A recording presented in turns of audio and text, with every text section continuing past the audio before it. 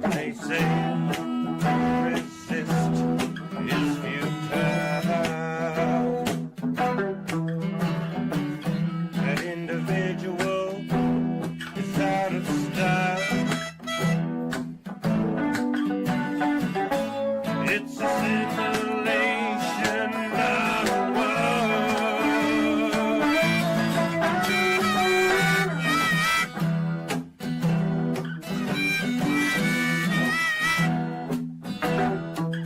but I know less about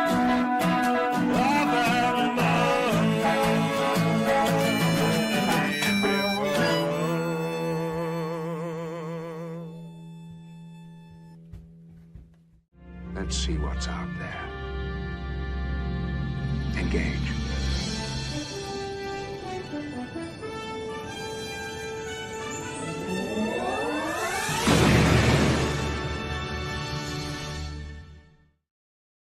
Hello and good evening. Coming to you live from the Sound of Music Festival. It is Live Long and Podcast.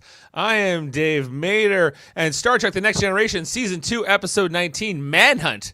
It's over, and it has been since June 19th of 1989, but we are just getting started here on this June, 12th of 2025, as we continue our mission to watch every episode of Star Trek The Next Generation and talk all about it. I'm Dave Mader, and watch your caboose, dicks. This is a live stream on YouTube, Facebook, and Twitch. We also mentioned we are at the Sound of Music Festival here in Burlington, Ontario, and there's live bands going on in the background. You may hear them on my mic. Who's to say? Coming in next here is the man who hosted the previous episode, the co-founder of Live Long and Podcast, and the eternal great soul. It is Jaemeel Robinson. Woohoo! How does one solve a problem like Maria? Is what I have to ask. How does what to do on a problem like Maria? That's a Seinfeld reference. How do you hold something in your That's hand? a Sound of Music reference, sir. Oh, this is not a music festival. Okay, well, anyway.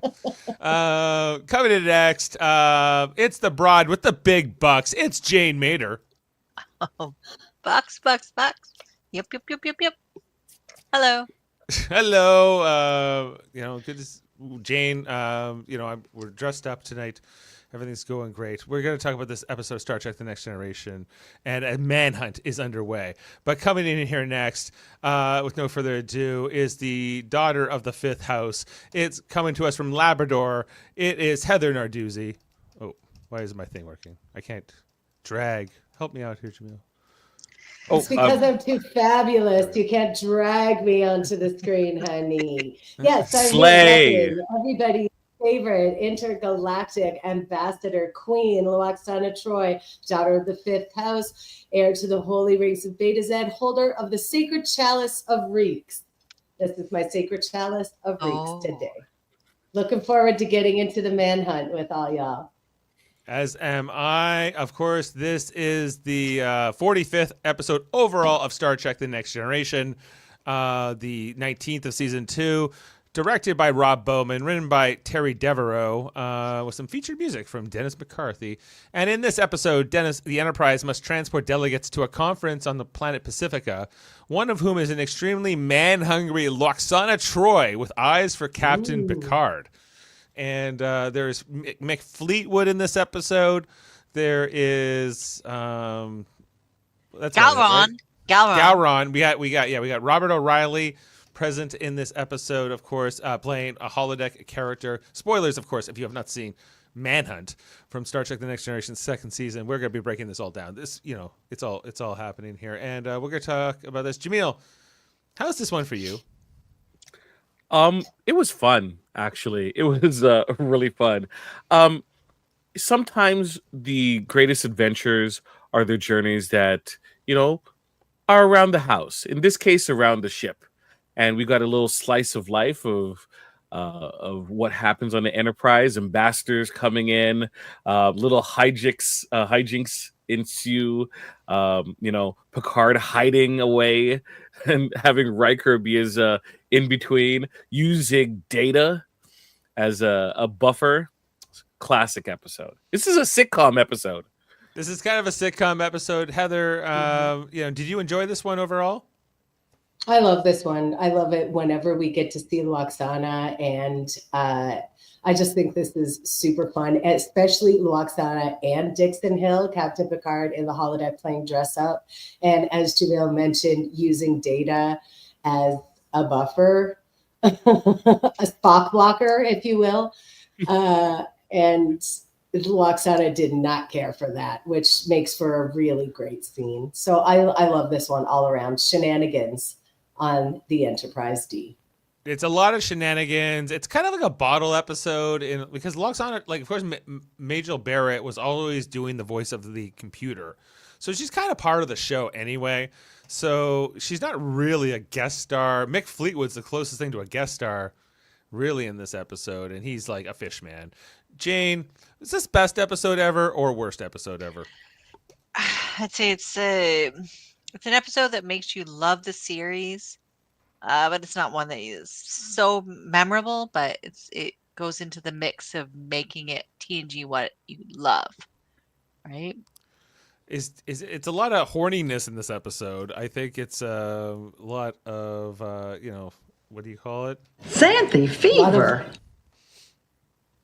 A lot of lusting after each other. And I forgot to mention at the top of the show, this episode contains one of my absolutely favorite Riker Troy moments, where they're sitting on the couch in the ready room and they're talking about the Betazoid woman's quadrupled sex drive.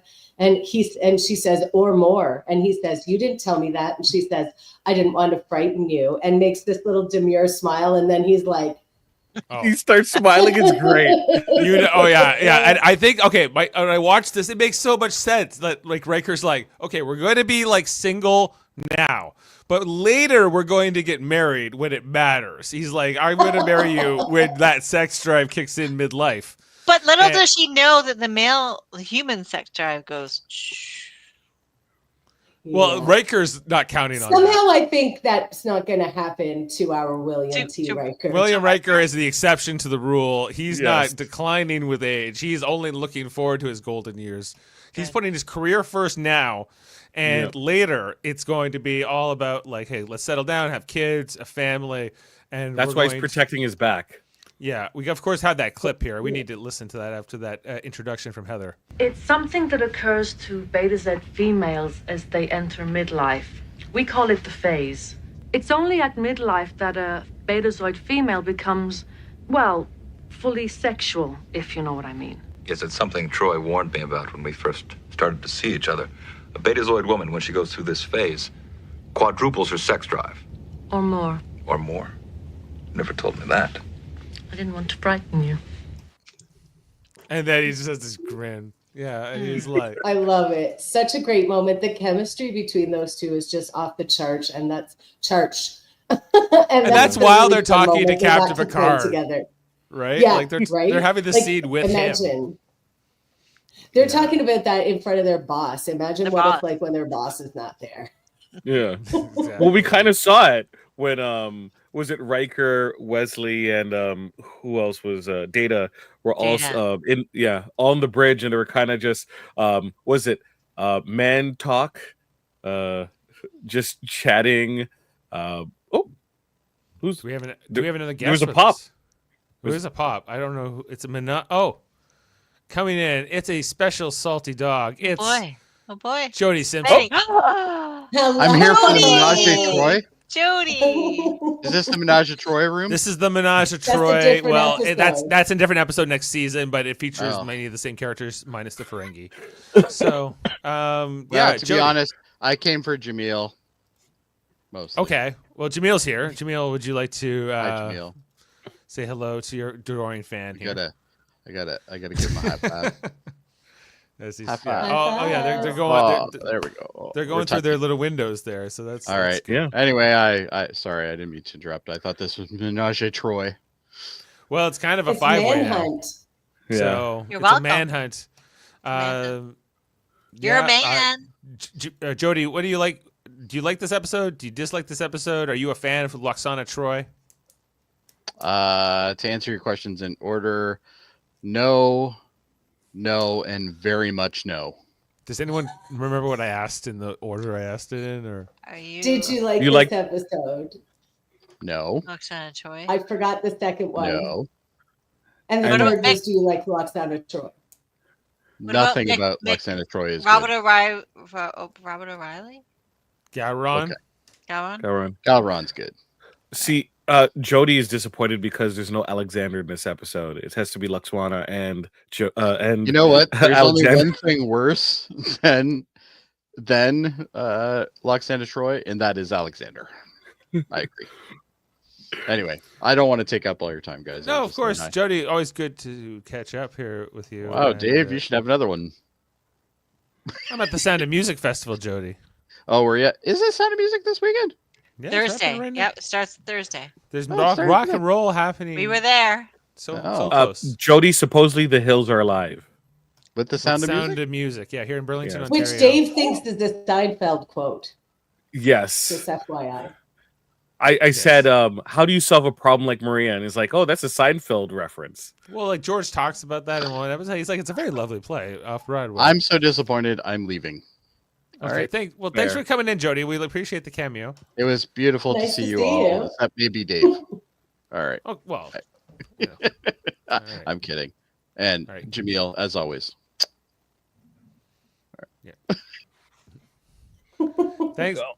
Thanks to Jody for coming in and telling us he doesn't like the episode. Now, I think most of us are positive on this episode. Maybe Jane is a little bit more. No, I'm On the- positive. I just don't think it's like a grandiose wow episode. I'm but it's an important- Positive, I don't like it. All right? I'm positive I don't like it. We got I it. give it yeah. a 4 out of No 10. way. All right, bye. It's an important Jane, I episode to hear- build TNG, but it's not one of the big episodes. That's what I was trying to say. Yeah, it's not a biggie. It's not a Q-Who. This is not like a best of both worlds situation. No. This is a bottle episode where Deanna's mom comes to visit once again. She's an eccentric character.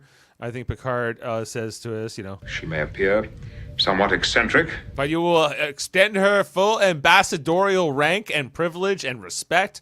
And that creates this crazy sitcom dynamic that we get in this episode where it's like, well, normally if she was just like some stranger, I wouldn't necessarily put up with this behavior. But because of the formality of it all, Captain Picard and the Starfleet go along with it here. And there's a few times where Picard has to reinforce that. We'll jump into this episode and the screenshots here if you're following here on the YouTube version. And we got Captain Picard coming to the transporter room in his dress uniform. Now, I think we need to Love start the about. dress uniform. Yeah. I like the dress uniform. I would proudly wear this dress uniform. There has been some discourse within the Live Long and Podcast community about whether this is too, a masculine enough I'd for a love man to see to you in wear. that, Dave. I but would love it. Love Yeah. it. I would How like is to it wear not masculine? exactly. It's a You got the- tunic. You're wearing. It's a tunic. Is it a dress? Is it? It comes with tights. You have to wear these tights, and there's not even boots. It's like kind of like slippers. So it's kind of got. It's almost like a. It's a different vibe, and it's compared to the dress uniform that will come later will be different than this. It will be much shorter. It will have more pants that will go under The with like white shoes. one? No, Like- before that, like if you go look at the dress okay. uniform they wear in Voyager, for instance, it's kind of it's got more of a thicker material than this. It's not a wraparound as much. At the bottom, it kind of it goes a little past the waist, but not this much past the waist, and it's pants instead of like the tights. So this is like the season 2 variant of the dress uniform that Picard is rocking here in the beginning. He rocks I like it. it. Like, his The- upper the- body. Yeah, Yeah, it so looks great. I love the way it attaches here and that the pips are over on the shoulder. I think I that love it looks too. really sharp. I always liked it too. And Jane, I agree with you. This reads as very masculine to me. It's very fitted at the top, and he looks very he looks Yeah. good. He Just looks saying. good. He looks good. He He looks does. better than Riker. He looks good. Yeah, He well, looks Picard can rock. good. Picard's got the body for this too. I don't know if every Yeah. man in the He world does. can pull this He off. does. Yeah. I'm not sure I can pull this off. But Oh, you Yes, could, Dave. can. Yes, you yeah. can. I would like Yeah, to you try. I would like to try. I can tell you that much. Okay, then we come to the transporter room where we got O'Brien. We got Worf, we got Pulaski, we got Wesley Crusher, all present for this beaming in of the delegates, the Antesian delegates, I believe they're called. Here, Antedian, I'm sorry. And we have Picard. He's the only one in dress uniform. Now Pulaski's always is a little longer than most, but most everyone else is not dressed in dress uniform. I thought that's a little odd that only Picard is required. Yeah. To be dressed up. Well, it's does only Wesley reading the ambassador, I guess. The ambassadors. The ambassadors, yeah, I guess. yeah. He's the former representative of the ship. You know, and Pulowski's going to be working. Wesley is just a Observer. deckhand. I don't know what the dress observer. uniform version of Wesley's uniform would look like anyway. It would be kind of a gray wraparound tunic. And Worf and O'Brien are working. So Worf and O'Brien are working. Fair enough. Okay. And so we get, of course, our Antesian delegates, or assassins, as we'll find out they are in the episode. One of which is Mick Fleetwood. I don't know which one. I'm guessing the lead one. I'm guessing that. I've always assumed that. Yeah, but The maybe one it's in the not. front. The front, yes. It's quite the makeup job. It's Loxana Troy has many different descriptions of this in the episode. Yeah, here. I still say they look better in sauce. Yeah, that's one in of them. sauce. That's, Last time I saw Loxana, something like that that was is- being served on a plate. It's like a Kelpian or something. Yes. Yeah, a little yeah. bit. It's quite the job here. Of course, they're in some kind of stasis here, and so it's interesting that Picard gets into dress uniform, to knowing that they're in a catatonic state where they can't talk and they won't really respond. Picard's here to pay them the respects. Pulaski gives us a lot of the exposition here in her medical analysis about what's happening here, as does Picard, as he's explaining it to Wesley. And says, well, they're in a hibernation state. They'll be like this for a while. Can we store them here, Chief O'Brien? Oh, sure. We won't try to move them for now. Immediately, I didn't understand this. So they knew they were coming, but did not prepare sick bay or quarters for them, which they could have So just they're just going to transported them lean them directly. up against the Yeah. wall. In the Exactly, transporter like they're room. mannequins. Exactly. So yeah, it's an interesting choice. But and Picard's like, okay, cool. Then he leaves. He ducks out here, and then Wesley's like, what is this big barrel of whatever? It's like it turns out to be like this Chum. barrel of fish chum. Yeah, is the only way I can describe it. There's a name for it. It's escaping me here. She but said it's, it was vermiculite, but vermiculite is like potting soil. right. Yeah, it's So- but it's not that. chum. It's chum. chum. They eat it in great quantities. Wesley Crusher is like, what the hell is he? They eat this? Yeah. It's like that drug episode where he's like, they take drugs, they eat this. I feel Right. strange, but also good. In great quantities, we're told they'd like to eat it, and they're gonna want it when they come out of the hibernation stage. Worf is incredibly impressed by it. What a handsome race. I love that. Great I on think Worf. that's so fun. Yeah. See, Worf is also, secure with I mean, himself. Not that they're ever really good about writing for Wesley, but this is especially egregious. That they don't have any quarters prepared for these ambassadors. They're just going to lean them up against the wall in the transporter room, and they invite Wesley to come gawk at them while they're in stasis and make fun of their food. Like, do you think they maybe should be teaching him about cross-cultural relations or something, perhaps? I think. No, I think let's you're- just make fun of them while they're out cold. Perfect. Shouldn't Deanna be there? Like the ship's counselor She's should busy be there. wrangling her mother. Oh, her Her mother's not in the there. picture yet. Actually, that's a good Right. transition. So we go to they're on their way to the conference. They're talking a little bit on the bridge here about the Antesian delegates, and there's a little bit of line here about prejudice, and one of the last physical appearance being one of the last human ones, Judging a being by its physical appearance is the last major human prejudice.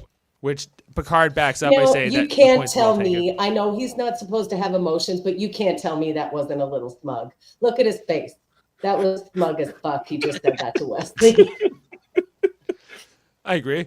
Yeah, I think that I think Data's like, I'm not human exactly, so I can kind of separate myself from your BS. Even in the here and now. And so I could aspire to be the best, the better forms and the better ideals of humanity, specifically. See, not Data's trying to teach cross-cultural relations by scolding Wesley for being a dick about it. Oh, yeah, Data's an influencer. Yeah. So it was kind of it was an interesting thing. Yeah, it was like, oh, fish people, and we know it's not just humans. Betazoids apparently too. They look better in sauce. Of course, there's an approach here, and right away, Deanna Troi, who's present here on the bridge, is aware. Oh my God! It seems like there's an emergency. What the hell is happening? Is the Borg Red here? alert. Is there a red alert? Red alert? Should we go in here? And she doesn't explain it. They're just like, there's a shuttle approaching. A pilot is hailing us. It could be anything. It's this guy. We don't know what's happening with him. He looks like the guy that Nagilum killed earlier in the season a little bit. Like, he reminds me of him at least. Red shirt. Yeah, the red shirt that got like but no, it's not that. It's coming in here. We got Deanna Troi. That's a great screenshot. Or what? Loxana Troi. Luoxana Troi, a daughter of the fifth house, holder of the sacred chalice of reeks, heir to the holy rings of Beta Z. Yeah, she's here to bring it all. Yeah, that one here. Very relatable scene. Whether it's your mom, your dad, your uncle, whatever, you're like, oh my God. Yeah. Mm-hmm. Yeah, there's always everyone's got a relative kind of eccentric, a little bit over the top, perhaps. Just speculating. Everyone can speak to their own experience, but I definitely can relate. And yeah, Loxana Troi here, and what is I'm here to see you, Jean-Luc. Don't have all these dirty thoughts about me, and keep going on here. Last time I saw something like that, it was being served on a plate. Oh, that's not it. Okay. Still a good soundbite. She's still talking about Jean-Luc. Thank you, Heather. You saved me there on that transition. After the credits, so after this teaser of Loxana Troi appearing here, we go to the end of the transporter room. Now, I thought it was interesting that they choose to beam Loxana into the same transporter room that they're storing the fish people in, and that they have multiple transporter rooms. This ship is big, but no, So, Dave, correct me if I'm wrong. This is the transporter that's closest to the bridge, right? I think so, yes. So I would think like dignitaries would be also closer to the bridge and in the saucer section. So maybe this is just like this is the good transporter room. Like this is a transporter room A versus going to transporter room C. I'll accept that premise. Perhaps. I'm willing. That's a reasonable thing. That's why O'Brien is always seeing the bridge crew, because he's at that particular transporter room. He's in the good transporter room.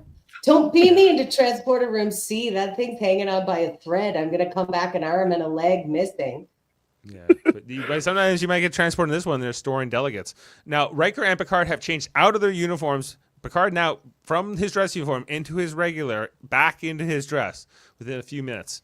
Now Riker in it as well. Deanna does not change into a dress uniform for her mother's receival here, and she doesn't wear a uniform. Period.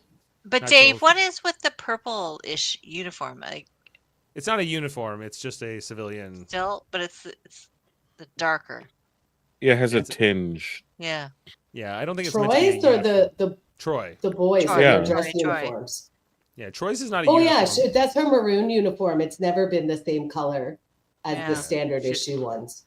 She has different variants. I don't think it's meant to be any kind of Starfleet issue. I think it's just meant to be civilian. Or once was the same color, but she's made some bad washing decisions. She bleached it a couple times. Maybe. I don't have a comment on that. Okay, so then we got Loxana Troi. Why did something happen? Jane, I don't know. I no comment. So Loxana Troi comes in, and she doesn't like transporter. She's like, oh my God, like I'm coming in here. Jean-Luc, you can't bring me in this way. Which she says, come on, mother, And you, Jean-Luc, I wasn't aware you had such handsome legs. Captain Picard, mother. Captain Picard, mother. You know, she screams at the sight of the Intesian delegates, the fish people, as I will call them, maybe throughout the podcast. We'll see. As the here, she's being somewhat inappropriate with Captain Picard, pushing the limits of this ambassadorial rank, if you will. She's commenting on his legs and his hot legs here. I mean, she's not wrong. She's not wrong. Not wrong. She's not wrong. She's liking this. She's out here to have fun on her way to Pacifica. You know, this is just a cruiser liner for her. And so this was kind of the outfit vibe that I was going for, what she's wearing here. But due to a criminal lack of lavender velour in my wardrobe, I didn't really have an appropriate throw to wear over it. Pretty close. Same color, though. Yeah. No, it's same color. It's a great, it ties in very and well. I have these jewels that I inherited as the daughter of the fifth house. Excellent. That's the royal house. Coming in next, then, of course, we have Mr. Hom. You remember Mr. Hom, of course. Mr. Hom. I've retained his services despite the outlandishly lustful thoughts he spews in my direction. I love Mr. Hom. I think he's such a fun character. He never speaks. He does everything with looks, and they always drape him in the most fabulous fabrics. I think he's such a great character. Really enjoy him. Fashion icon, Mr. Hom. Of course, Mr. Hom, played by Carol Struycken, as well, was Lurch in the Addams Family movies. He was in Men in Black. He's been in a lot of different things over the years. He's got a very unique look to him. Often an alien. Or of some kind, as he is here in Star Trek. His lustful thoughts for Lwaxana Troi, despite them, he's still pretty good at his job. He's a very lustful man. Just look at him. Yeah. And he likes to drink. He drinks a lot in this episode. He's pounding the booze every chance he gets. That's his deal with Lwaxana. He's like, I'll put up with everything you do. I just give me stuff to drink. And we'll be good. Of course, she tries to get Picard to carry the suitcase again, but he doesn't want to interfere with Mr. Hom. But Riker's willing to give it a try. Riker's a little younger than Picard, and he's going to show them how it's done. But it's not for naught here. I don't know if they really put something in there for Frakes to sell it, or if this is all physical. I think they did. Based on the way he's carrying it, I'm like, oh, I've been in that position where you're like using your leg to push it as you move it. It's heavy. Yes. I hope he had like a weight belt or something, because that didn't look good. I hope either he was acting or he had some sort of help with it, because he notoriously has a bad back, which is why we got the wonderful Riker maneuver.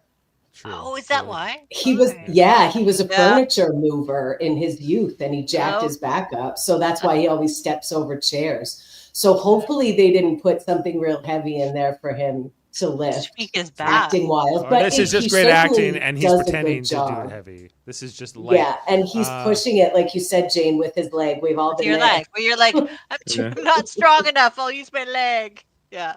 He's bringing it over.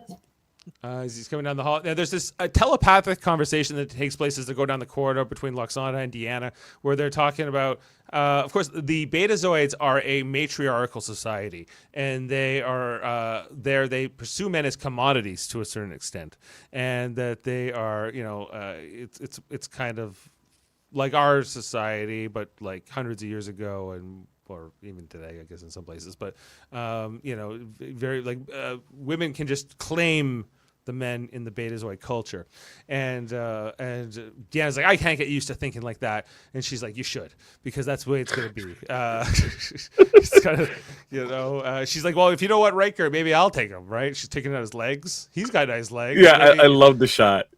And Deanna is very protective of Will Riker, even in enjoy that female gaze. Yes. Yeah. I always enjoy Lwaxana Troi. I enjoy Majel Barrett in this role. I think that she's really good. Like I remember we had Steve Shives on. He's not a fan of this character or the persona, but I would have fun, I think, with Lwaxana Troi. She's so fun. I would like to be at the bar with her. She would be good times. You think you will have fun with her? No, Dave. She'll have fun with you. Well, that's true. Yes. Riker, I don't know if I want to be there for that. Yeah.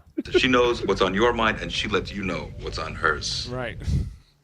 Anyway, Riker leaves, and then we see Mr. Hom just pick up the suitcase so easily after Riker struggles to deliver it. It's a great, sitcom gag once again. Picard goes to leave, and Lwaxana, does she invite him to a dinner? or something at this point. Yes, it's an ambassadorial function. But she doesn't invite Deanna's present for this then, right? And Deanna doesn't come to the dinner. Because she knows better. Deanna knows what's up, though. She knows. Deanna pretends to protest here, but I think she's just like, going along with this like a sitcom. Why should she protest, though? Deanna knows she's not going to be able to tell her mother what to do or lay off Captain Picard or anything. So basically, she's just like, my name's Paul, and this shit's between y'all. Have a nice dinner. Yeah. See ya. But why wouldn't she want her mother to hook up with Captain Picard? Like, he's a pretty sweet dude. Like, right on. Like, if you could bag him, go ahead. I think she's worried about Luoxana breaking the captain in half while she's in the phase. I think that's a fair concern. But Pulaski thinks it would be healthy for Picard, so I think that's why Deanna protests so much later when they have their conversation. She's like, really, and she's like, well, it could be good. The hunted or the hunter, both excel here, so there's some fun. Anyway, sorry for that one. Anyway, so Deanna's very always with her mother, very. What are you doing, mother? You're always up to your schemes, your antics, and everything else. I think I got one of those. You're scheming something, Mother. Don't try to fool me. I can tell. Right. What? She's like, what? No, I'm not. Yeah, of course. No, I think that I always enjoyed, Majel Barrett and Marina Sirtis in these roles. I think they do a great job. This is the second time they're doing this together. This is the second Dixon Hill episode and the second Luxana Troy episode, and not the last. I think this may be the last Dixon Hill. I don't know if they do a Dixon Hill. No, I think Dixon Hill comes back again in the series, and we see Dixon First Contact as well. I think that might. But we don't really see Dixon Hill, but we see Dixon Hill's world. We got some comments here. She's already on screen. Yes. Was he dead by now? Riker is no Ed Baldwin. Oh. Listen. Then there's Riker. Now they're standing around making jokes. Locker room talk. Character, though, right? Locker room talk. Now, Riker's talking about Luxana. That I played that clip already, where she knows what you want and she tells you what she wants. She knows what's on your mind, and she lets you know what's on hers. Right, and Wesley's laughing it up. Data's kind of confused by the whole affair, and then Picard shows up, kind of unimpressed, not with this locker room talk. And Worf's like, I wasn't doing anything. He's just like, don't look at me. I wasn't with them. I wasn't with that shit. Right? And, I'm hot for the fish guys. I'm hot for the fish guys. They are handsome, but she may appear eccentric. She may appear somewhat eccentric, but you will pay her respects as an ambassador, and that's where Riker is just kind of like, nope, I'm sorry, sir, and he actually doesn't say I'm sorry, sir. He does nothing in this scene. He kind of passes the buck on to Wesley. He's like, oh, that Wesley. He was doing all that locker room talk, and I was over there. Wesley's but I feel like the ringleader. I don't feel like Riker takes any accountability. He's the one doing it. Like when Data's in trouble, Data was just present. He was just like, what's happening? Anyway, yeah, Riker kind of just this is why Riker just looks at them. He's like, and we're like, oh, sorry, sir. Anyway, get on with it. He's like, there will be a dress uniform function later on. It will be a dress uniform dinner, gentlemen. I wasn't invited to any dinner. Were you? And I like no one tells him. You can just hit your comm badge and go, Riker Picard, what dinner did you mean just now? Yeah, but no. Your outlook. What not? Yeah, but they're like, no. Once Picard's gone in the turbolift, it's done. He's on his way to a dinner. I just feel like nobody asked too many questions when Luoxana's on board. So they're just like, not sure what's happening, but all of her machinations are going to end up with the captain in her quarters, and I'm not going to be there when that happens. Right. Xanthe fever. That's exactly the face he's making. Whoa. Anyway, Picard is back in his dress uniform, bringing what looks to be a big bottle of Romulan ale, perhaps. It's blue. Romulan ale. Picard runs into Pulaski, who doesn't know what Picard's talking about. He's like, "You're not going to the dinner," and she's like, "I've already eaten, but thanks. You look nice in your dress uniform. Nice legs, and all that." And she's, Picard doesn't really question it. He doesn't. He never calls. Like, you think he would have like a yeoman, some kind of an assistant who would be managing his Outlook. Maybe they're on leave right now, and that's why like a GMA. Yeah. Like, an administrative assistant of sorts, I think that would be the case on a ship of 1,000 people. But anyway, Picard shows up here at the dinner. Mr. Hom, of course, is pouring himself more drinks. I guess they're for some. Picard gives Hom the whatever it was, the Romulan ale, and then Hom's like, "That's nice. Thanks for bringing that as a gift." And he just downs it. Like, it looks like a big thing at Listerine, really. That's nice. But it makes sense though, because Mr. Hom is kind of like a bodyguard as well, and you want to make sure that the ambassador is taken care of, and no one accidentally tries to poison her or anything like that. So you'll take all of it. He's a taster. He's a taster. I see. I hadn't thought of that. I thought he was just the garden variety alcoholic. Well, I think that's also true. No, I took it. Yeah. Yeah, he's like, "Good stuff. Thanks for bringing that." Thanks for that shooter. Picard grew up in a winery. Like, he knows drinking, but he's like, "That's a little much, man. I don't know." You're supposed to sniff it and enjoy it. Right? Let it roll around in your mouth. Right from the bottle? Come on.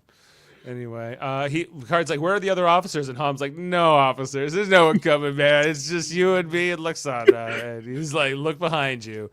And, of course, it is her herself, done in her next striking a pose in her velvet gown. I can't handle it. She looks amazing. She planned here. it. Gorgeous. She planned it. She's like, "Okay, Mr. Hom, when he comes in, you're gonna direct his eyes to me, and I'm gonna be, ready, just, ready for him come out to gaze at me." So glad you could come.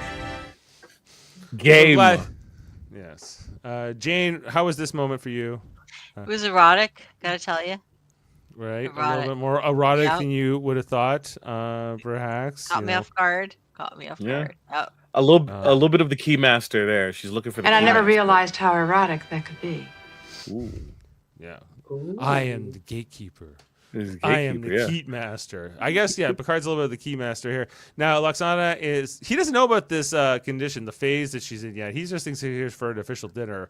And he's a little, but I think that Patrick Stewart does a great job of selling the comedy of this and the awkward situation. I think that the episode really works as a bottle episode. It's just, of course, it's not like a big events episode where stuff's happening, but this is just character development. These people live in a real world. And so when bad things, big things do happen, they feel more important because these characters feel more real to us and they feel a little more relatable. And I think you need episodes like this sometimes to kind of establish those things. Like, look, there was that time your mother came to the ship and she wanted to marry me and beg me. Remember? And like I had to get her off of there, and she was like, "We have to give thanks. I'm not really hungry here." Going hard at Picard. So Dave, you're complaining Hard like, at Picard. "Hey, how can we do this clip show episode if we are sticking to 8 episode seasons?" Hint, hint. Paramount execs. Well, that's the whole thing. That's the whole thing, yeah. And of course, today we got the news that Star Trek: Strange New World has been basically canceled after it's going to go get a little bit of a season 5, a reduced season of some sort, less than 10 episodes. So it's a crying shame. It's a crying shame, and and we only get the 10 episodes, and so you don't have time for shows like this in that format, in that streaming 10 episode or even up to 13 episode arcs. They rarely do episodes like this, and I think that the term you used earlier, Dave, was slice of life episode, and I think of Data's Day and the one on Deep Space Nine where they're trying to get the baseball card in the cards. I think that one's called. And those type of bottle episodes where you just see life aboard the ship or aboard the station. And we don't get that in New Trek. And I'm not complaining about New Trek, but there's a lot to be said for these episodes in terms of world building and feel and just slice of life, like you said. Yep, absolutely. Yeah. I'm with you. Of course, we got the bongs here in the dinner, giving thanks. The gong. Ding, the Betazoid, and Picard goes, I wonder how many cultures do that around the world. And she's like, I have no idea. He's like, let me call Data. Data might know. And she's not too into that idea. With that, where did I get that? That robot of yours? That robot of yours. Yeah, Data's coming in here. Do you want to hear This cracked me up. Data cannot wait to get in there and info dump on the two of them about every single culture that has had any sort of indication of gonging or giving thanks for food in an audible fashion. This felt relatable in some ways because if you tried to talk to these new AIs that come out in Google or whatever, it was it would be like giving you just too much information. You're like, okay, that's too much. And that's kind of what Data feels like now. Feels a little bit more relatable to today's world. Data, of course, comes in here to talk about the square root of pi or something along those lines. Yeah. So, And by Picard using the just square plays root it of so pi straight. and multiplying it by 9 to the third power, I was able to accurately calculate the distance between the Omicron system and the Crab Nebula. Fascinating data. Absolutely fascinating. Fascinating. It's a great moment of the episode. I guess because Loxana Troy's telepathic powers, we find out, are not at 100% here. She wouldn't be able to read Data anywhere, and she's not quite aware of what Picard's ruse here is, just to bring Data in here to bore her to death with his chatter. And he's having a blast. He's just turned this whole thing around on her. And he's like, Data, tell me more about brown dwarf stars. Loxana wants to hear it. And he's like, hold my beer. Here it comes. And they go away. We come over here to Deanna and Pulaski walking down the corridor. They're having a conversation. She's like, I should tell you about my mother's medical condition. I should tell you that about how she's going through this thing called the phase. And it's kind of like, human menopause, but it's a little different in that you're just going to get super sexual, peak sexual at this age, and then, find a mate, and that person will become your new husband, period. Done. That's just going to be the Betazoid culture. And Pulaski's like, that sounds great for Picard. I think he should totally do that. It would totally get the stick out of his ass. He'll be a lot less harsh than dealing with him. And she's like, come on, that's not right. She's like, we got to help him out. And she's like, I was joking about him being agile. That's really just him staying ahead of your mother, right? And she's like, oh, okay, I understand now. Pulaski's just having some fun with the whole situation. And they're two fun Pulaski, episodes back to back. More scenes like this, please. Pulaski has her moments. Like, she's not always. What was popular. last week? I don't know if I caught it. What did you guys do last week? The tea ceremony with Worf. Oh, okay. Yes. Oh, okay. That was good. More Data explaining stuff. Look, he's killed her. He's killed her with his over explanation. Troy's He's just got sharp crap. Yeah, and Picard's just like, oh, this is great. It's just like everything I could have caught up on, whatever. I guess I had. This was probably homework I had anyway. And then Troy shows up. And Data's having the best time ever because nobody ever lets Data go on and on and on like this. Data doesn't sleep, so he's like, this is great. This is what I do in my off time. It's just I just like to be with people, and normally they don't let me be around them this much. Picard then gets out of here as soon as Deanna comes in. He's like, oh, I have to get back to the bridge, and he's like, Data can stay and tell you stuff, but she's like, no, take Data with you. He's needed on the bridge too, I'm sure. And so they both would Plan B be Wesley? Get Wesley? Probably. Get the kid, or get Deanna in here. Something would break this up. Anyway, so then Loxana just starts eating after Picard leaves, and there's just ding in the bell, ding, ding. It's a great moment here. She's after Picard, and there's nothing Deanna can do to stop her. That's basically the whole premise of this episode. Then there's just this quiet moment here with Picard and Data just walking, and then they stop, and Picard goes, "You don't know how much I owe you forever." And then Data's like, "Yeah, I'm gonna start blabbing on about something else." He's like, "Later, sir." No, oh, very good. Deanna's then yelling at her mother. She's like, "Why would you come here while you're in the phase? While you're going to have to get someone. You're coming after Picard." Holmes is down in drinks in the background, he's cleaning up. He's cleaning up. He's double fisting it really. If you really think about it, he's just like, yep. And this conversation? Help me out. I'm trying to remember the specifics of it, but like, you know, She it's she more- just goes into detail about like, you know, she's going to, you know, you should. This is how we do it in Beta Z, and you know, uh, in time you'll have the same thing. right. You'll have Will Riker I one think, day. You'll see. yeah, she talks about Riker, the cute one, yeah.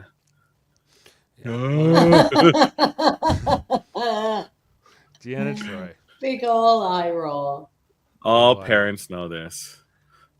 Anyway, he said, Picard's like, she said, I'm hot for her. I'm not hot for her. Your mother has no telepathic abilities. This is where Deanna is explaining to Riker and Picard Yes. about the condition, what This is so casual. This is so great. Yeah. Yeah. It's like a few times the strength. It's 5 times the normal, quadruple or more. And he's like, or more. Or She's more. like, I didn't want to frighten Her face. And then, yes. And then his face. He's like, With a later. He's like, smile. later. We'll see later. Okay. Anyway, Picard's like, back to business. I don't need, your mother's coming after me. And they're, even then, Riker, as it's been explained, Riker's like, you're in for such a treat, sir. You're going to enjoy this so much. I feel like that's, and Picard is not prepared for this. He's like, no, I'm not marrying. Look at his body language. He's hiding behind the chair. Yeah. he's Legit, hiding. yes. Absolutely. Quadruple Or unless is he's a lot. He's caroused. A lot. Unless he's caroused. Quadruple is a lot. I agree. Dave, Yeah. how do you feel about quadruple? Well, we'd have to see, Jane. Like, it's It's a lot. It's a lot. It's a lot. I don't A know. lot. Or more. Yeah. Or more. Maybe this is why, like, Podcast might have to suffer. yeah, there can be no more podcasts to anybody because that time is going to other things. So, anyway, so Do you think Picard was caroused? a little bit maybe, but he's not going. He's there. hiding behind that chair. Maybe he's hiding something. He's hiding behind the holodeck because they decide that they're going to put him in the Dixon Hill thing here. Riker. It's and, the sonic showers can only do so much. Right. So Riker says, great idea. We'll put you here. We see Picard back in his fedora and his Dixon Hill trench coat and suit and his 40s era, late 30s, early 40s kind of thing here. Load 41. the program. 1941, as it turns out to be in the episode. It's a nice return to that holodeck scene as we get his private investigator signing. We see who we'll find out is Gowron. Robert O'Reilly here in the corner as this gangster character. If there's a man in a black hat and a black suit and black gloves, this is not a good sign. Like, this is to be avoided, basically. And that's fishy. Especially since you should be taking off the hat once you're inside, especially once there's a coat rack or something like that here. Now, we get the new secretary here in this episode. This is not Ruby from the previous episode. This is now Madeline, played by Rhonda No, I Eldridge. think Ruby was she not a Young and the Restless character? Anyone? I think she was from This the one- previous episode. Ruby. The previous Dixon Hill episode, The Big Goodbye, and just- later on, Ruby is brought back in Star Trek First Contact in the holodeck scene as well. Oh, maybe Is not. it the same actress as in Yes. The Big Goodbye? Oh, okay, then Is I'm it? wrong. Okay. Yeah, Alright. it's the same actress, but this is a different secretary, Madeline, in this episode. And anyway, that's just a little tidbit. Because there's she's saying, where you been? There's no one's paying the rent. Picard's just like, he's here to relax.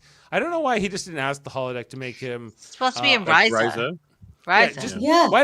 Why don't you just make me like I am Dixon Hill, but I'm going to like a resort in the Poconos for some reason, and that's just I'm on vacation. I'm going to Disney World. I don't know, but why go to your office if you don't want to deal with anything?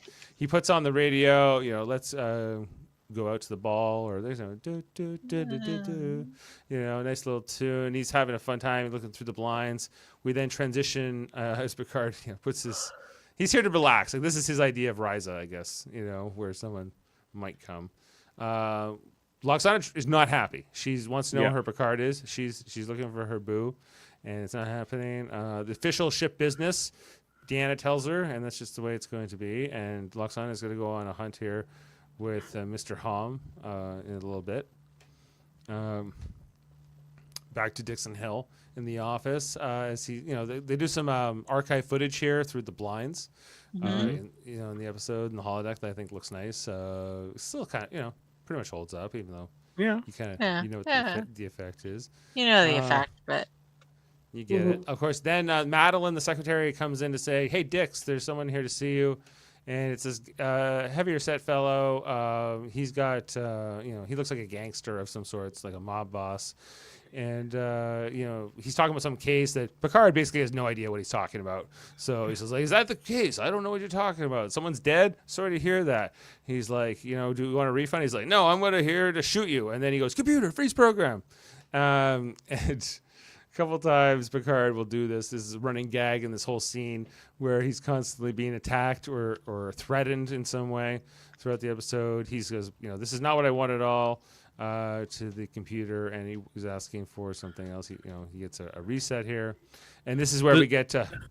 Is he worried about like the safety controls? No, well, I shouldn't be. I know he seemed to be. Maybe we can chalk it up to, remember in the first few episodes, we were talking about how is the holodeck a brand new technology because they're all acting like they've never seen one or used one before. Maybe at this point in holodeck technology, they hadn't figured out that you can just turn on the holodeck and not have any story or characters or anything to do. Just go on the holodeck and vibe, like get yourself a hammock, go hang out, or like delete all the people out of the Dixon Hill program and just go in the office and shut the door, I but think I'm hard pressed to believe that they haven't figured that out yet. I think it is not necessarily new technology, but technology that was, highly specialized. So not every ship had it. And now you're in the flagship. So like, oh, now we have it. So there's going to be a period of time before you kind of get used to the ins and outs of it. Some little kid is like, this is your first holodeck, making them feel old because it's all older individuals. We only see Wesley playing the snow, that's the only thing. Yeah. Did anyone else know here when you saw these eyes that this is Robert O'Reilly? Oh, I knew. Oh, yeah. The eyes. Look at him. Yeah. Those blue eyes. I just saw, he's on the Star Trek cruise with us. He's much younger here. A lot younger here than he was on the cruise. Yeah, he goes on to have triplets years later, which I think also may have added to the years. You said you would never realize, Jane, that this is him. Not till this one, but so many times I watch these episodes and I'm working. I have on the side. I rewatch it, and when I watch for the podcast, and I'm really, really looking, and I'm like, oh my god, it's Robert O'Reilly, it's Gowron, Yeah, so that was exciting tonight. Going, oh my god. Picard. Yeah, same, Jane. I don't often watch the show. I have it on as background a lot of the time. I fall asleep to it. But when I'm rewatching for the podcast, I really look. Yeah. You start zeroing in. Yeah. And then we see surprises like Robert O'Reilly and his Gowron eyes. The other guy was played by Robert Costanzo, who is from he's been in a lot of stuff. He serves as the voice double for Danny DeVito in Hercules animated series and different stuff like that. He was Danny DeVito in the Hercules, like the Legendary Journeys. He was also in Dick Tracy. He was Lip's bodyguard. Yeah. No, not Hercules, the Legendary Journeys. That was the live action one, the animated. Yeah. Yeah, there was also was Danny DeVito in Hercules, the Legendary Journeys. No, that's live action one. We'll never get to the bottom of that one, but Hercules animated. Oh wait, he was the body double. Wait, hold on. What? He was what? He was Robert Jason Costanzo.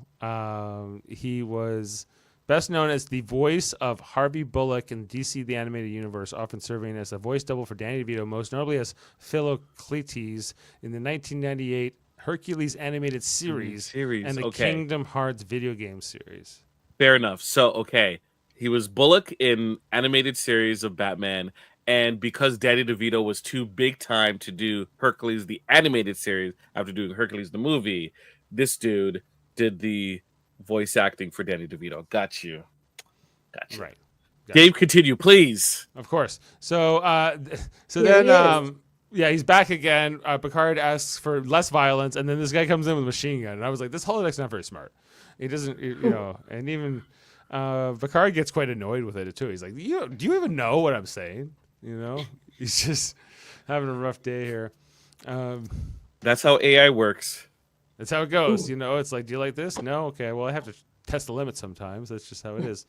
Of course, then we have this scene down here with Wesley and Worf in the transporter room with the fish people. Worf is just like, these guys are amazing. They look so good. And but Wesley's less convinced. He thinks they look a little odd. His human prejudice is coming through here. He can't help but and he's like, Worf is like, do you think I looked weird and different? And he's like, well, maybe a little. But then I saw other Klingons, and I was like, you're pretty cute for a Klingon. And Worf's like, that's kind of weird. Don't say that to me. Or pretty handsome, I think he says. Yeah. And then Loxana Here Troy. comes then shows up. Loxana in this killer outfit. Oh, I love this outfit so much. This is the first time we see her. Yeah, she's in this dress with all this reflective thing. She's also like, oh, look at the fish men, as of course played fish food people, as played by Mick Fleetwood from Fleetwood Mac here, as assume the one in the foreground. Assume that. Where is it? Well, anyway, she comes in here and then she's like, well, you Wesley, you're too young, but one day you might be good for me. We'll Wait till you Yeah, ripen. that was a creepy scene, a little bit. She's like, I'm not going there right now, but I would. Just give it time. And then, then she talks to Worf. She's like, you're more primal. You could be good. You could be like different. And, he's like, maybe. I don't know. Worf's kind of into it. I think he's the most into it of any of these people. Beyond, even more than Riker. But then she says, well, you're not a man, you're quite the man. I am not a man. She said, that works in your favor. But I'm still going for Picard. No, but then she goes, who's next? And then he goes like this to indicate Geordi. Now, what happened with the scene with her going after Geordi? How do you think that discussion went? Wait, Worf is ahead of me? Worf? Yeah, he's like, wait, you went to... And then like Data's maybe down the list too, but... But her whole thing here is lifelong marriage, though, right? Like, Right. it's not just a But weekend. first, sex. Sex, but then you're locked into marriage. Right. She'd be more successful. She's got a different priorities. If you're in a phase, why not just, Worf and Geordi and whoever. Wouldn't Geordi make the most sense out of everyone, I guess? Well, he's Geordi or Geordi or Worf. Barclay? They're more available. Worf just goes back to staring at the Intesians after she leaves. We come back to the holodeck where Picard has decided to leave the office as Dixon Hill. His Madeline, the secretary, is still in the frozen state, so he unfreezes her, talks to her. This is a scene I do not like. Why is that? Because he's like, you want to go for a drink? Secretary. You think this is like he's being inappropriate as the boss? Abuse Absolutely. It's the early 1940s. They don't know. Captain Picard would not do this. Yeah. Captain Picard in his 20, but he's like, I'm not in the 24th century. I'm in the 20th century. And I did not like this. Yeah, well, But she gives him a gun. They say, hey, want to go as friends? And he doesn't even pay her, so maybe she's not really an employee after all. That makes it worse. That makes it worse. Yeah, you're right. They go to Rex's bar, everybody. Now, Rex's bar, fun little set here in the episode. I guess it's not a bottle episode because they do use a set. Yeah, Rex should have had like a better title for his bar. Rex's bar is a terrible name for a bar. I agree. Rex's bar. Dixon Hill comes in with Madeline. We meet Rex. Who plays Rex in this episode? I need to look that up here. What do you have? Rodney Arantz was an American actor. He's passed away since 2021. He acted daytime programs The Young and the Restless, Another World, Days of Is he Our on the Lives. Restless? Who was he on the U.S.S? On The Young and the Restless. Victor Newman's twin brother. No. He was Dr. Stephen Lasseter. for 5 Ooh. episodes from 1987 to 1988. Oh, I would have known him, but it doesn't ring a bell right now. Well, He may have done the thing on David's forehead, potentially. Yeah. Potentially. He was in Baywatch once. Oh, Baywatch. I'm trying to find his Okay. most notable stuff. He did What 52 season episodes. of Baywatch, though? Days of Our Lives. He did. He was in 52 episodes as Richard Katz. Wow. Anyway, he did a lot of soap opera, a lot of television work. Anyway, he's here as Rex. He's pretty good in the episode, I think. And we're coming up in an hour. They light a cigarette here for Dix. Jane was kind of like, I kind of want a cigarette after this. I quit smoking 20 years ago. It was something about this scene made me want those cigarettes. Like, seriously, I don't know what it was. And that rarely comes up anymore. Yeah, Picard was like going. I saw like a picture today of like Brent Spiner in his Data uniform with a cigarette, and I was like, I guess he smoked in those years. And we see here, they're having. I don't think Patrick Stewart did though. He's either that The or way he's holding it, yeah. Or he's good at selling this idea that he doesn't. Kind of like, Or he's used to a different type. He's not used to cigarettes per se. That's why he's kind of like, this is where I pass it to the next person. Yeah. So. Rex A wants wee money. tornado. Picard doesn't know about money again, of course. He never knows. They never know, Jane. Why do they never No. learn? They're always like, of course. I get you don't have it in your time, but like, if we went back in time, we would understand certain ideas from the past, right? This is not one of them. Anyway, but Rex doesn't say, I don't worry about the money. It's about this other guy, this other gangster guy that Dixon Hill and Rex had testified against in this fictional world. And they're worried about him coming in. Then Pulaski, we have the scene here where she's calling up to the bridge to Riker, talking about the delegates about to wake up. Then Loxana Troy comes in, and she's looking for Picard. Where is he? Let me find him. Is this where she's decided she wants Riker? And Deanna's not having it. Oh, yes, it is. Riker's, she's like, well, I'll have him now, and you can't stop me. I'm in, the fever. Xanthe fever. There's no stopping it. And it's just like, damn, there's nothing I can do. But don't you think that's a taboo on Beta set? Like, stealing your daughter's man, taking your daughter's ex-boyfriend. I would think so, but maybe there's Dave, also. How would you feel if I went for one of the males in your family? I'm not going to specify who. Maybe this is like You're Beta not Z. just uncomfortable. This is Betazoid Ponfar, and you just have to deal with it. This is how it That's goes. basically what Yeah, I feel like that's the commentary of this episode. And they're like, there's no stopping alien mating rituals. They are what they are. And so we got Pulaski's treating down here in sickbay, meanwhile, with the Antesians, McFleetwood. He blinks and scares her and then calls up that they're, about to wake up and be revived, which Riker says, okay, I'm going to go tell the captain. And this is where Loxana's like, I need to make an announcement here. We are getting married. Me and Commander Riker. And Riker's just like, damn, I guess I have to go along with this. I can't offend her. Because she'll go very mad. And that can't be allowed to happen. We have to just chill here and make sure it goes okay. Wesley's shocked. This is where it's like a sitcom episode, though, Yeah. right? Like, I just don't believe in other episodes they would go here. You'd be like, no.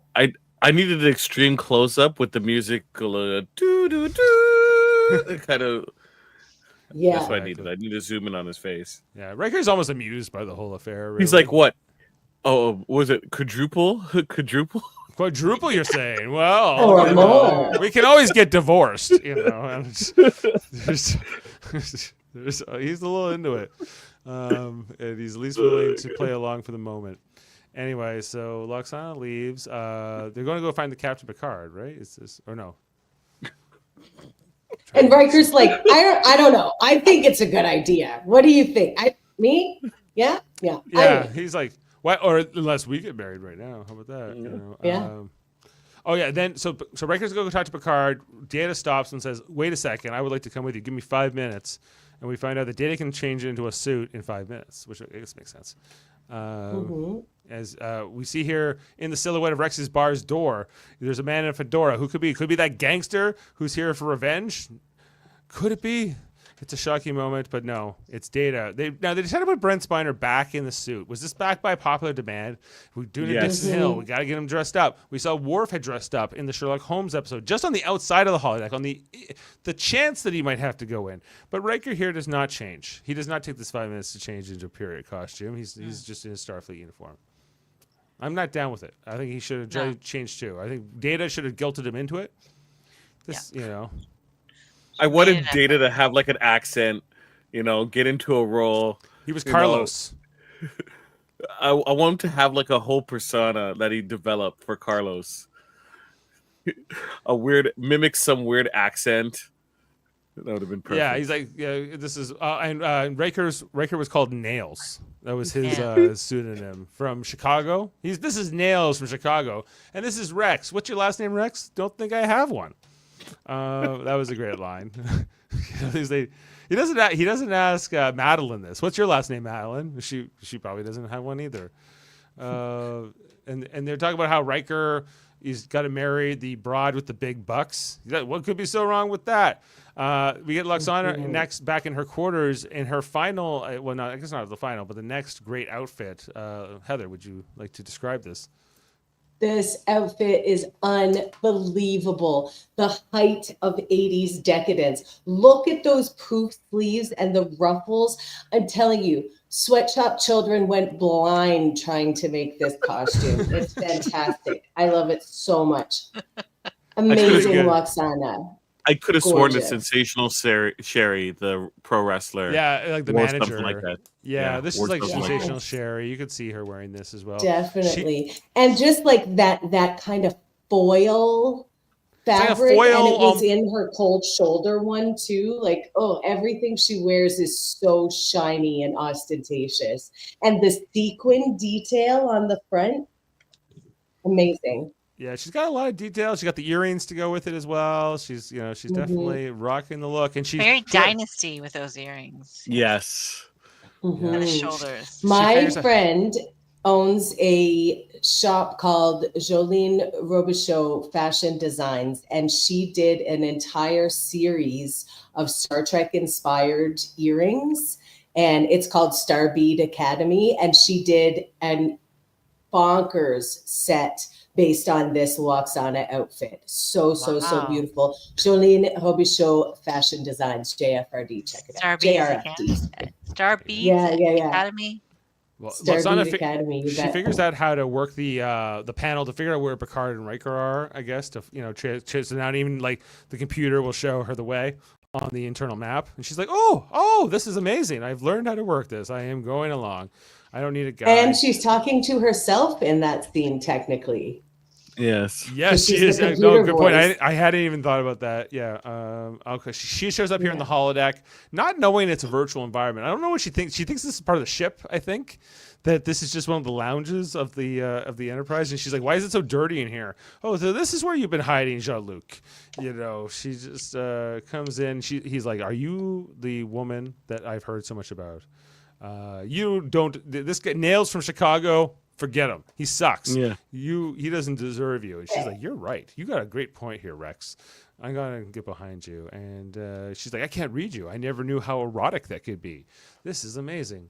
Well, he's like, here, I got some good of the fine stuff for you. It's French or almost. What is almost French? Is that Belgian? Is that, Presque French. French adjacent? Flemish. Is that where the almost French comes from? Yeah, so she's intrigued by Rex. Picard's kind of amused by it. Madeline's just an innocent bystander this time. She just kind of wants to get out of here, but she's here with her boss, and she feels awkward, and she doesn't want to leave without. And also, she wants to get paid, so she's like, "I guess I got to hang out until Dixon cuts me a check." Yeah, she doesn't have a line, I think, in this episode. But she's along here. My boss has invited me to a work function. I'm taking it as hours, for me to get paid. Yeah, this will be in lieu. Yeah, I'm on the clock, Dix. I hope you know. Yeah, I'll be taking this as a paid time off later. Just so Anyway, so Lwaxana goes off with Rex off to the bar along with Mr. Hom. She's having the almost French wine, wherever that comes from. He's staring at the wine. Staring at the wine. He's like, why don't I get some? Where's my glass? You know, Riker says, "Should we tell her, Picard?" He's like, "Yeah, we should tell her, but not yet. We're gonna let her have the moment." And they're going into it. Okay, then we go over to sick bay where the Antesians, right? The fishmen are Mick Fleetwood. They're waking up, and this is always a memorable moment in this episode where Pulaski goes, "Worf, you're needed. This is your moment." And Worf rolls up his sleeves and dunks his hand in the fish barrel to go, "Look, here is fish." I don't know why this was necessary. I feel like these guys could have dived in without it. Was this a good moment for you, Worf Jaemeel? wanted to help. He's like, let me know when we're waking up the handsome fish guys because I want to come have dinner. I want what's left, is what he's thinking. Just save some for me, boys. Ass fish. They could have found it themselves. No, Worf was like, look, he presents it to them. I feel like Pulaski put him up to this as like some kind of a medical procedure. He's like, introduce me. It's like, Worf, I'm out of orderlies. It's got to be you that does this. And shows him so they're watching them eat down the chum. Picard is letting Lwaxana have their thing. They call down, I guess. That our guests are awake, they tell Picard. You better get up here and say hello to them. And so Picard goes over to Lwaxana Troi, and says, "Okay, we got to go. I got to deliver you to the conference." You know, she's like, and she's like, "Beat it, Captain. I'm busy. I'm getting married. Me and Rex are getting married." And you had your chance. Hit the showers. That's right. Yeah. Exactly. And he goes, "Well, there's something you should know about Rex, Mrs. Troi." She's like, "Oh yeah, what's that?" And then we cut away.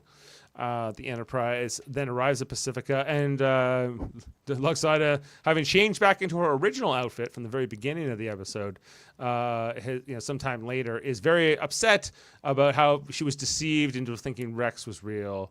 And Deanna says, "Well, don't you like being surprised?" And she goes, "Well, yeah, there's that. Like I can find the silver lining in that experience and what that was like." So.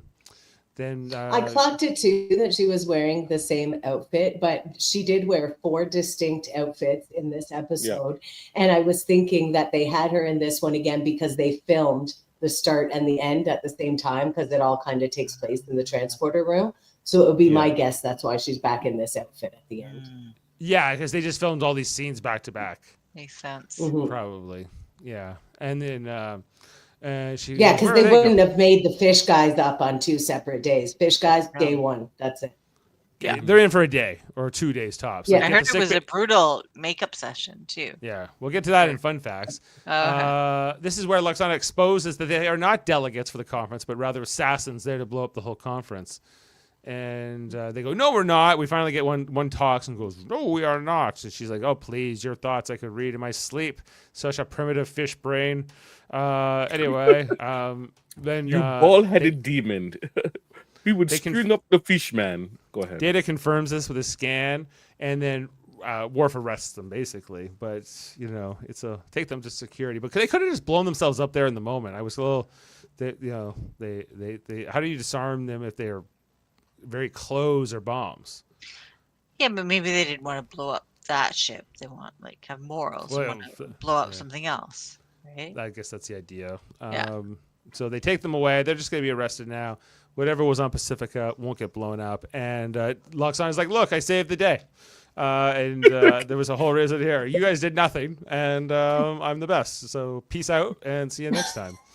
And I love that. I had forgotten that happened at the end of this episode. What a delight that was. She just comes in and casually is like, "Yes, they're going to kill everybody. So anyway, I'm the best. Have a good flight, everyone." Bye.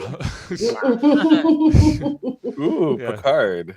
Yeah, see you later, Picard. Jean-Luc, I never knew you had such naughty thoughts about me, she says here on the way out. He's like, and I never realized how... Oh, sorry. Go ahead. And I never realized how erotic that could be.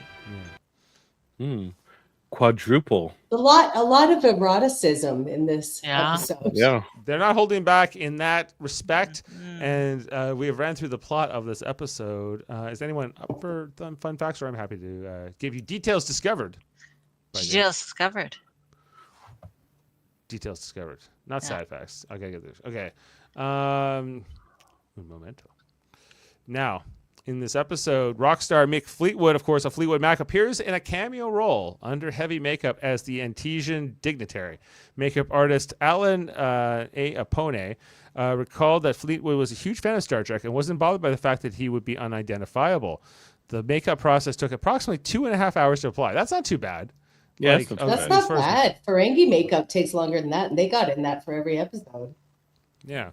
Mick I Fleetwood guess said, what I'm saying is that Fleetwood is a big baby. Is he? I don't know. Sounds like it. He says, I always loved Star Trek. I played the Antedian, half man, half fish. Not that I was a huge part, but I loved that I could be part of it in some shape or form. I shaved my beard to put all the prosthetics on. I'll shave my beard off if you promise that I get to beam down or beam up at least one of those things, either up or down. You've got to promise me that in the script, and they do. They beam me down to the ship, so I shaved my beard, and I had a lot of fun. That was what he said. So Well, that's right. I read in Patrick Stewart's biography that he had like a 20-year-old beard. So that was a big thing for him to shave it. And he did it for this episode. Yeah. I would do it to appear on Star Trek. Yeah. So I would shave my beard for Star Trek. Yeah. where are you guys? Where'd you go? right there. That one, Dave. BG. Can't find you. Hold on. It's that one right there, Dave. Can you see me? You see it? Nope. It's but second line. Discovered by day. That's what I was trying to do. I was trying to show you this this picture. Oh my God, where is it? Here. See? Oh, Of him getting the makeup wow. on. Sorry, that caused a massive delay as I was trying to work out that and get that image up. Oh, so it's a prosthetic that they have just put over his head. Yeah, and it's then mostly just like the bottom. a helmet, and then they kind of glue it down here at the bottom. Delays discovered by Dave. Details discovered by Dave. Yes. Delays. Delays discovered by Dave. That's right. Okay. Oh. Well, Jane, did you know that LeVar Burton's not in this episode? Yes, I picked up on that. Yep. When we talked about Jordy. Hiding in his quarters, shaking in fear from the prospect of getting scooped up by Waxana. This episode, of course, marks Robert O'Reilly's first Star Trek appearance. When Loxana Troy talks to the computer, Majel Barrett is essentially talking to herself as she plays both the Loxana and the computer, as Heather has pointed out. Bowman recalls this was one to be one of Majel Barrett's episodes, and she's a fascinating woman. Asked to make sure that she did her best. So every day, that's what we worked on. There's really no story tie between her and Picard going to Dixon Hill. It was always just a way for us to get to the past. We had a great time doing that 40 stuff. I look forward to that since The Big Goodbye. I thought the episode came out just fine, although we did have some funky problems. The funny things is that when you have characters that are several hundred years in the future from where they are now, when they go back into the time warp of the 1940s, it's not like bogey back then. You have a man Picard who's so far advanced intellectually, dealing with what are essentially cave people. I found it to be rather fun and challenging, being a different point of view in that style, but no problem. So that was a long quote, guys. But I don't think people a couple hundred years ahead of me are going to be like view me as a cave person. I hope not. This episode was written actually by Tracy Torme, who wrote, The Royale and several. He's the son of Mel Torme. Went on to run Sliders. But he chose to use a pseudonym in this episode in protest to all the rewrites and revisions that Morris Hurley was putting onto the episode. So a lot of controversy there. Of course, Tracy Torme also wrote The Big Goodbye and Haven, where we previously met Loxana Troy. So you can kind of credit Tracy Torme for creating these characters and these specific moments here with all of that. There was supposed to be more like cynical voiceovers with Picard playing Nick Dixon Hill, doing like a film noir style character, but they ended up taking a lot of that out in later revisions. Probably that's why Tracy Torme is not happy with it. Anyway, so I think that's probably the episode could have been better for sure. But it's two-parter. 80s. I don't even know that. Tighter, better. but I still like it. But yeah, you can improve upon it. Jane, there wasn't enough manhunting. There should have No. been people literally closing up their, going into their rooms and locking their rooms with Luxor. Not enough men got hunted in this episode Yes. for me. Yeah. There was not a man hunting, and of course, as they allude to in the dialogue with Pulaski, the animal's the best when it's hunted. And okay, so Jaemeel, Heather, I don't have. I need to get Jane's. I'm in there call on somewhere. here. Unhide everyone. Okay, there you are, Jane. Okay, so Manhunt. Jaemeel, would you like to go first? Letting me go first again. Geez, I do like it better than Up the Long Ladder. But I'm trying to stay away from 0.5s. But I'm gonna have to do it 7.5. 7.5 from Jaemeel. Jane. I'm with you. Up the long. It's solid 7. No 0.5s for me, I guess. But I want to have my average. Heather. Surprise my average. This episode's a 9 for me. I love this episode. We get 4 Luoxana outfits. We get that Riker and Troy moment. We get Picard having Data come in and spew the wealth of human knowledge to avoid having to tell Luoxana no. There's so many wonderful moments. We get the fish guys. Very it's funny. so fun. I love this episode so much. I think it's great, and I love the slice of life vibe. So it's great. I'm with for me. you. Love I'm it. willing. I think just for the fun of it and it sort of being a necessary installment, I think in a season like this, I'm going to go up to 8 for this tonight. That's saying something. So we are averaging 7.9. This has a 6.1 on IMDb. It's a little on the lower side. It's no Q-Who in terms of critical acclaim, but it's not bad. And yeah, we're coming up to the end here of season 2. We only have 3 episodes left. Season 2 is the shortest season. All the other seasons are 26 episodes. This one only 22 episodes. And coming up in the next episode, I'll get that down here. We have our next episode, which I haven't loaded into the queue yet, but I'm getting it right now. And it is called Emissary from Star Trek: The Next Generation. Cisco. No Cisco. It's called The Emissary, not just Emissary. It's called The Emissary is Deep Space Nine. Yeah. That's true. What? Yeah. Here we go. The Emissary, the introduction of Kalar, who will, of course, be the mother of Alexander Roshenko, the son of Worf. Here is this is all going to be broken down in the next episode. I don't know who's on the panel, actually. I have to have a quick look here. I'm definitely on it. I love this episode. I love Kalar. I can't wait. I'm into it. Right now, it is just you, Heather. It's just you and I. And Becky. Okay. Becky's going to come in? Supposedly that was the idea. We hoped to have her on here tonight, but it didn't work out, unfortunately. But Jaemeel, thank you for coming in. Yes, thank you. Next week, I will be back in New Brunswick in my podcasting lair at home. So we thank you, everyone, for delaying for my benefit this evening. Wow. Yeah, well, thank you for coming to us from outside of your normal setup and digs. Jane and I, of course, separated by this wall. Actually, we're both in the same place. So I'll see you soon, honey. But are y'all going back to the Sound of Music Festival now? Oh, it's a work night, but I can hear it out the window right here. Yeah, I can hear it out the window right now. Yeah. Well, just open the window and have a drink before open. bed. There you go. We might go out on the balcony, have a drink, listen to the music. Yep. Yes. There. Of course, check out all our other great content here on Live Long and Podcast. We just finished wrapping up season 1 of For All Mankind this past Monday. It was called City Upon a Hill, episode 10, finishing episode 10 of season 1. Jeff Mader was, he said, did you see that in the chat yet, Heather? That Jeff finished all of season 2 and he's already moved into season 3 in a day. I did see that in a day. Wow. So I feel like he's a little hooked by those. He's on board now. Yeah. In the first well, episode, you know he's what? like, he was just desperate to know what was going to happen with Aleda. That's his motivation. Aleda's his favorite character. No. Really? Okay. Aleda is a great pays off. Like it's a long game with some things, right? Yeah. Mm-hmm, Kids. Mm-hmm.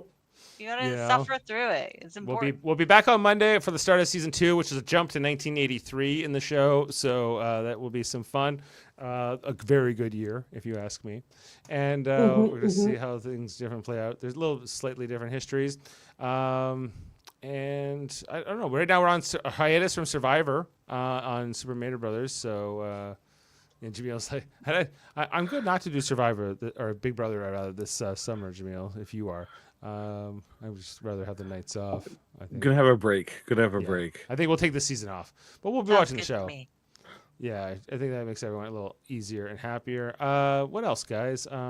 Trivial debates just happened. Ninja Turtles. I can't even talk. And that's a cue. I need to sign out of here. Thanks to Jody Simpson. Time to wrap it up if you can't talk anymore. Jody Simpson cameo. Okay, well, let's. I don't know. Play out some little music here. Thanks for being with us. Thanks to Heather, Jaemeel, and Jane, and from the Sound of Music Festival. Thanks for being with us on Live Long and Podcast, and we'll see you next time. Good night.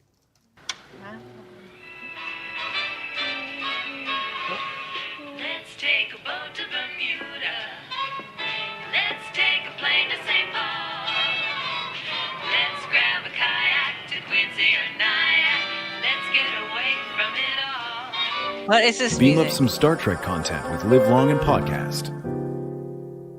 Tune in to X-Rated, the X-Men animated review show. Artistic interviews with graphic histories. A roundtable movie discussion with Hey, did you see this one? And movie reviews with Hold Up, a movie podcast. And while you're at it, spin a few records with Eamon on Track. Watch us duke it out on trivial debates. And let's chat about TV with the Super Mario Brothers.